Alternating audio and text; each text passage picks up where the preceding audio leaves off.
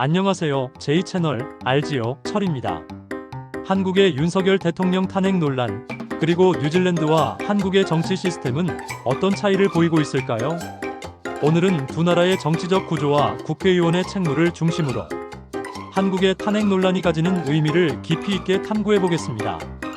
이 영상을 통해 민주주의가 각 나라에서 어떻게 실현되고 있는지 함께 알아보시죠. 뉴질랜드와 한국, 두 나라는 모두 민주주의를 기반으로 하지만 정치 체제는 큰 차이를 보입니다.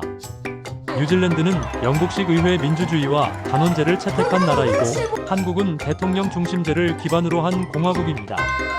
하지만 최근 한국에서 불거진 윤석열 대통령의 탄핵 논란은 한국 정치 체제에서 대통령의 책임과 권한이 어떻게 균형을 이루는지 보여주는 중요한 사례입니다. 이제 각 나라의 정치 시스템을 자세히 살펴보겠습니다. 뉴질랜드는 입헌군주제를 기반으로 하면서도 실질적인 권력은 의회를 통해 운영됩니다. 뉴질랜드의 정치적 특징은 단원제와 다당제 구조입니다.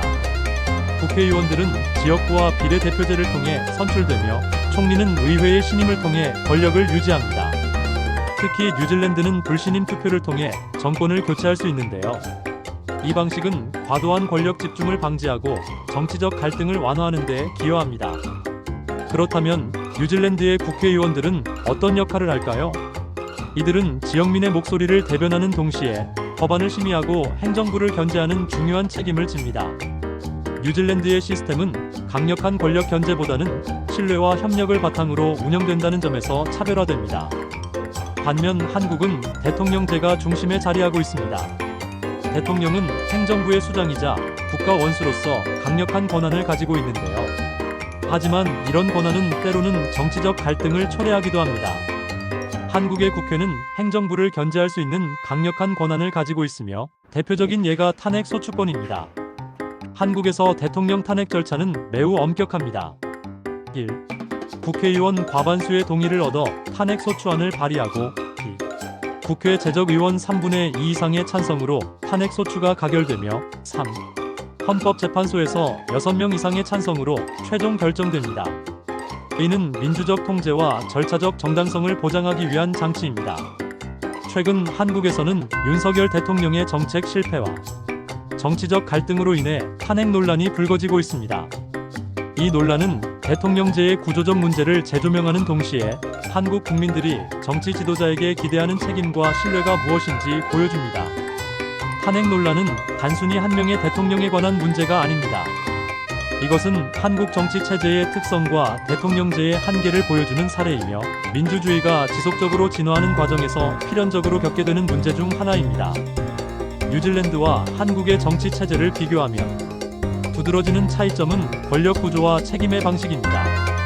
뉴질랜드는 권력이 의회에 집중되어 있어 정치적 갈등이 선거와 의회 토론을 통해 해결됩니다. 반면 한국은 대통령제가 중심에 있어 대통령의 권한이 강력한 만큼 책임 논란이 자주 발생합니다. 뉴질랜드는 탄핵 제도가 없지만 총리에 대한 신뢰가 흔들리면 선거를 통해 교체가 이루어집니다. 한국은 반대로 대통령 탄핵 절차를 통해 국민의 불신이 제도적으로 반영될 수 있습니다. 뉴질랜드와 한국의 정치 체제는 각기 다른 역사와 문화를 반영하고 있습니다. 뉴질랜드는 협력과 신뢰를 기반으로 하는 정치 문화를 가지고 있으며, 한국은 강력한 행정권과 이를 견제하려는 노력이 공존합니다. 윤석열 대통령 탄핵 논란은 한국 민주주의가 계속해서 발전하고 있음을 보여주는 사례입니다. 궁극적으로 두 나라는 각자의 방식으로 민주주의의 이상을 실현하고 있습니다. 탄핵, 불신임 투표 또는 선거 등 민주주의의 다양한 도구를 통해 국민의 목소리가 반영되고 있습니다. 앞으로도 정치 시스템과 책임의 균형이 각 나라에서 어떻게 발전할지 주목해봅시다. 댓글로 여러분의 생각을 들려주세요. 그럼 오늘의 비교 유익하셨다면 좋아요와 구독 버튼 눌러주세요. 다음 영상에서 만나요. 감사합니다. J채널 철입니다.